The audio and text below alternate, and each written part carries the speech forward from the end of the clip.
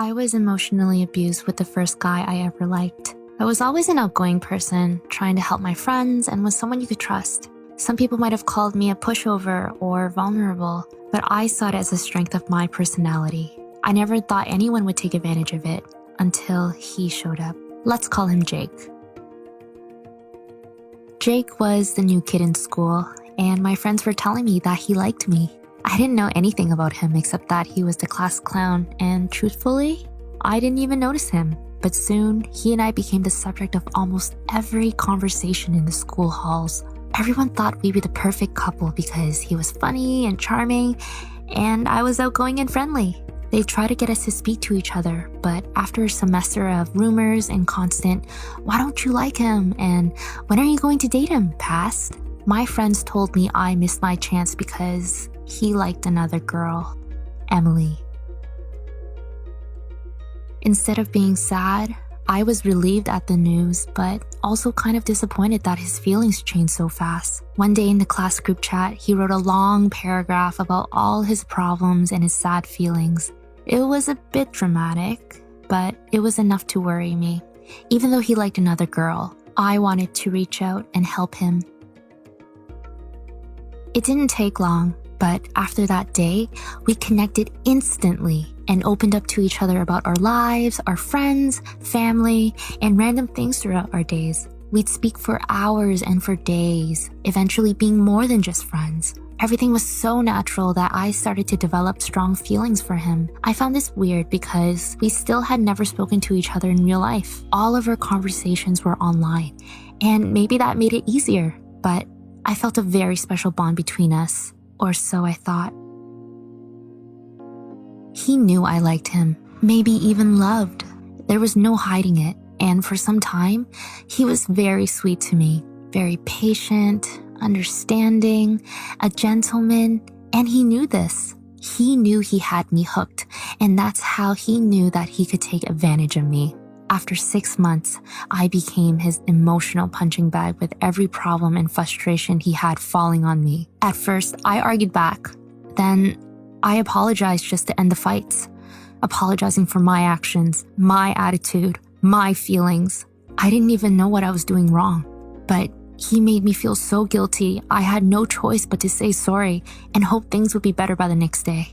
That was my biggest mistake, because I began believing things were really my fault, and it made me feel like a horrible person, like I was the one causing his problems. We would take breaks where we didn't speak with each other for weeks until I apologized. It was incredibly difficult because the more we'd fight and the more he blamed me, the harder I tried to make things right. It was the opposite of what anyone should do. I liked him so much that I accepted his verbal words, his aggressive tones, and him yelling at me. It made me apologize more and want to help him fix his problems and change who I was to fit the person he wanted. I became so distracted by the bond we had formed, I didn't see the problems that also plagued our relationship.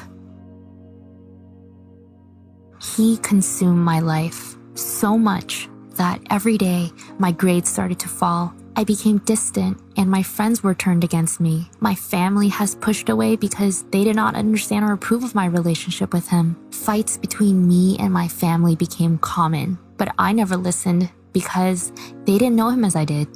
Jake became all I had left.